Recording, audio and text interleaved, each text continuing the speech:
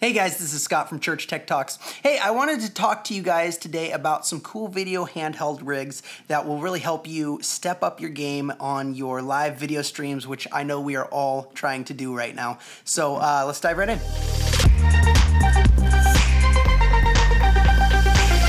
All right, so first things first, I wanted to show this video handheld rig here. I used to use this. If you've seen my past video, this is the Blackmagic Pocket Cinema camera. We were using this in the back of the room on a slider to kind of get like a slow automated slide shot. Now, obviously we converted it to be a handheld rig because as everyone's consuming church online, we want to make them feel like they're there, like they're experiencing it. And the best way to do that is to get up close and personal. So the first thing I got was this small rig cage for it. I got the rail mount down here for it, put that on, as well as some rails which you could use to do lens support, or if you want to do a pull focus, you could put that on there. My main reason for getting it is because the camera itself uses your standard Canon camera, I think they're called LP6 battery packs, which are not that big and don't give you a long battery life. In addition, I have to have a whole different battery for this field world monitor back here. And that battery does last a while, but it's kind of annoying to balance two different batteries. So what I am going to do is probably get just, one of those standard batteries that I can mount back here, run everything off of, and yeah, so that is our first one. Obviously it's super lightweight. We got the Metabones Micro Four Thirds to EF adapter here, so we can use our EF lenses with it. This is this one that's made especially for the Super 16 sensor that this has on it. So this has been super awesome. It's crazy lightweight, and pretty much anyone can use this thing. You can pull, your zoom and focus here really easily, and it's just a super great camera and real, like I said, real easy to use. All right, so moving on, we were gonna build a second one of these, and what we noticed was that another camera had a bit of a discount, and so we purchased one of these, the Blackmagic. Let me focus on here. There we go. This is the Blackmagic design Pocket Cinema camera. It's the 6K version. This just got price dropped to $2 grand. $19.95, I believe. So a couple cool things about this, which is why we chose it over just getting a second one of those rigs. Number one, it's 6K and it's got a way bigger sensor. It's a Super 35 sensor. I believe it's the same one as the Ursa's, and it also has this screen on the back, which is super helpful, and just really, as far as user interface goes, it's so nice to just be able to touch and use this, set it up the way you're used to on the Ursa's. I thought it would be a lot more user-friendly for our volunteers that are gonna run this camera. Third reason is that camera's about $1,000, and the Metabones that's on it is about, I think it's like $650 or $7. So when you put those together, it's almost the same price. It's a couple $100 more, and you get a way better sensor. There's so many things you get over this. Dual native ISO. It's crazy, crazy bright before you get any noise in your shot. So this thing is a beast. I also bought a few different things. I bought the cage. Again, I bought a same handle, the monitor mount. And so what I'm gonna do is I'm gonna assemble all this stuff, and we're gonna build that rig together.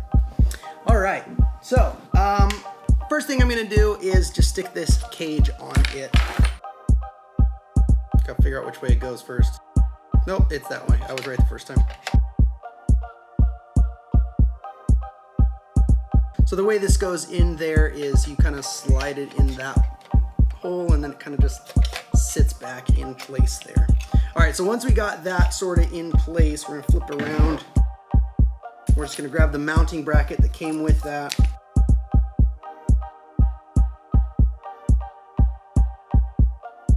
So we're just gonna go ahead and pop that in there. It's got these safety pins so that it's not gonna roll around. So that's in. I'll tighten it real good once we get the top one on as well. All right, so the top one's on, and again, I'm just gonna make sure this is nice and snug in here, and then I'm gonna tighten everything down. This being what you're gonna build the rest of the rig off of. You want it real snug on here. It's gotta be tight because everything else is gonna go onto that, and that's what's gonna hold your camera in there. All right, next thing up, I'm gonna put on our little handlebar here. One cool thing about this handlebar that I like is you can loosen up these and drag that all the way to the back so that you actually get a back mounted handlebar. Now, It's important to do that for the way I'm doing this setup, because I got their small rig monitor mount. This thing is, I love this thing. It's super awesome, like super solid, will hold your screen exactly where you want it. But if I just flip that around, that's that shoe mount. That's why you gotta undo this, drag that back. The other cool thing about this handle is they actually have your Allen wrench right there. It's magnetic, so it's a little tricky to get out, but it stays in place, and then if you ever need to loosen that up or tighten something up, you always got one on your rig ready to go. All right, loosen that up, drop it down, retighten that. And the reason I want it towards the back is because I'm using the 70-200 lens, and it's gonna be very top heavy. So if I have that in the back, it's just gonna pull down, not be very ergonomic. I wanna get it centered as much as I can, get the weight centered on this handlebar. All right, so now that I got those in, we're gonna go ahead and grab our screws that came with it. Again, I like to loosely tighten these and then kind of just like, you know, jiggle it, get it in the right position you want, and then we clamp those down. So moving on to the screen, I bought the Feel World screen. It's a 4K screen, plenty bright. You can battery power it, and it's pretty cheap. So that's honestly why I bought it. So very simple to mount this on here. All you gotta do is stick that on there like that. I'm trying to pull this over here so you can see it. Let's loosen that up first. Let's bring that up. We're gonna stick that on there and use that little pin to tighten it. Tighten it on there real good. There we go. Super solid. And now this is gonna go in the end here. Now what we can do, take the little Allen wrench they gave us. They've got these slotted so you can pop them in there. I don't know if you can see that. And you can use that to really get that super tight on there, so that's not gonna go anywhere. That's not going anywhere. Last thing, we just need to tighten these for the angle we want this at. Since this person's gonna be right about right there, that angle looks good.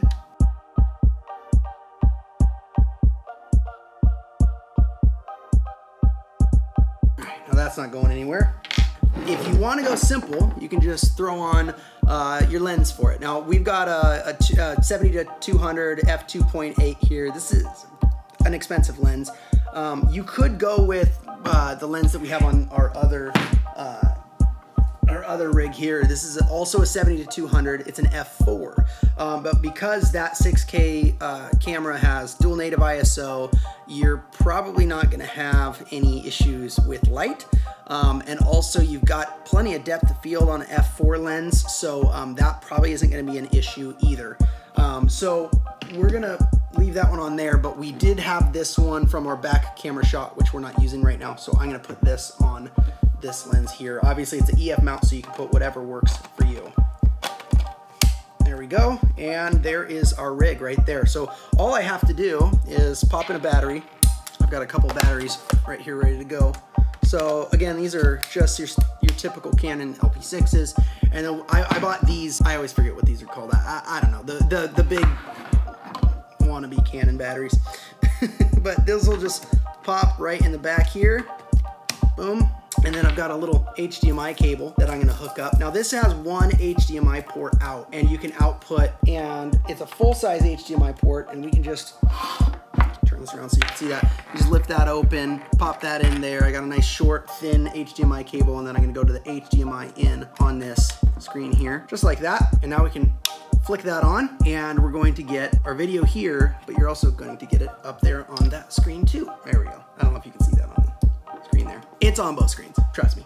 So from here, all you would need to get this working is just take an HDMI right off of here, and you're gonna go into something like the micro converter HDMI to SDI. Now that's just for if you're running SDI, I should say, because this is HDMI. We're coming off of it, we're going, you know, into that converter, or I'm sorry, into that adapter, and then SDI back to our switcher. So in the future, what I'd like to do is same as the other one, get a battery pack for this, power both the screen and this off of the battery pack, maybe even power our converter off of the battery pack too, which would give us hours and hours of, you know, runtime. And then you could also get something like a wireless HDMI or a wireless SDI to add to that to get back to your switcher. Now, that's gonna make this whole unit really heavy, but all in all, that's pretty lightweight and it's very effective, and it's gonna look awesome. It's gonna make your shots really engaging. You can kind of have that like swing to your shots and have a little bit of motion, which is just gonna make them more engaging. Now, the cool thing is this right here was not much more expensive than this. And the offering, I mean, just compare the two cameras, it's a far better offering. Now you can do other things, like we're gonna add some rails to this. We might add a lens support, we might add a follow focus, but all in all, this is all you need to get going. And this, I wanna say the whole rig probably $2,300. Obviously I'm not including the lens, but you can get an f4 70-200 for probably around $500 used.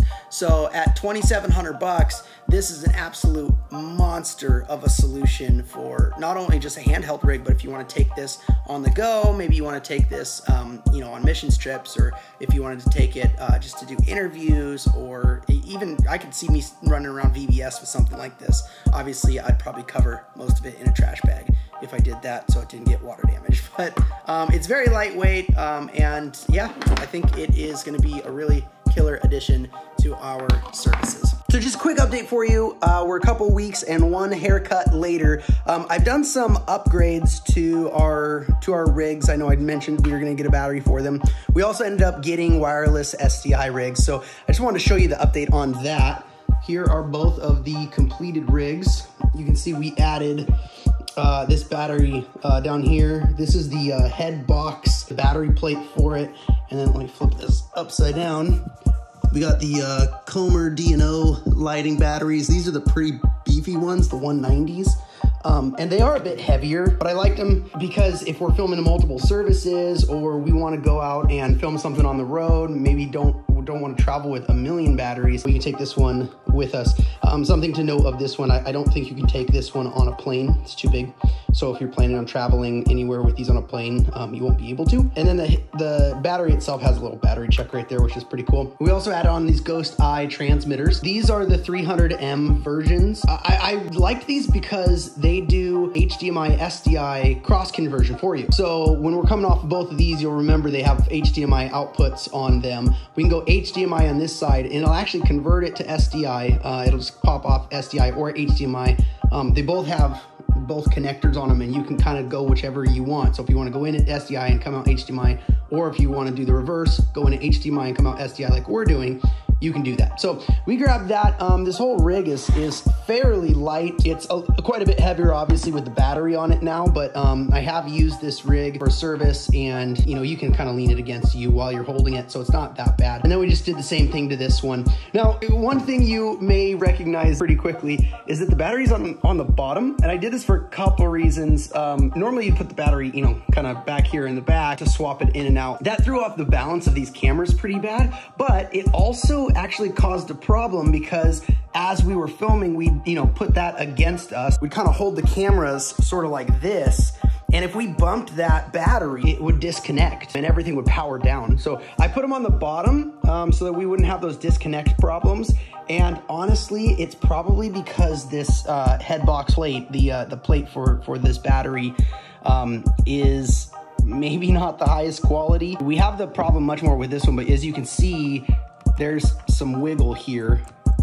And if that goes forward, then that contact back here that's, you know, powering everything up, it can disconnect. So I would maybe steer you towards a different plate. I got to see if I can figure out how to fix this one, but I liked that this plate had just 3 DTAP ports, which was perfect for us because I'm thinking camera, screen, and wireless rig. All 3 of those are powered off this one battery. It's really nice, but like I said, you know, we have that problem with the disconnect. So I would not recommend these plates. I'd probably maybe pay for some better ones, or if you want to save money and just know that you might have those disconnect issues, then you can just go for these ones like I did, but I probably wouldn't buy them again. So there you go. There's our handheld rigs. I'm really hopeful that these things are gonna, you know, really improve our services, our offerings, and hopefully this video was helpful for some of you guys. The whole rigs were not that expensive. I'm really hopeful that these will improve our services, make them more engaging, and so far we've gotten really good feedback on the shots we're getting with them, and maybe I'll roll some of those right now, but you can see that they just really help make your worship immersive and make people feel like they're there, and that's really important right now. That's really important always, but more so that, you know, we're all in quarantine and people feel disconnected disconnected. We can use these tools and we can really just kind of try and reach through the screen and make them feel like they're there, make them feel like they're in the presence of their church family. So anyways, hope that this is helpful, and I will catch you guys on the next episode. See you later.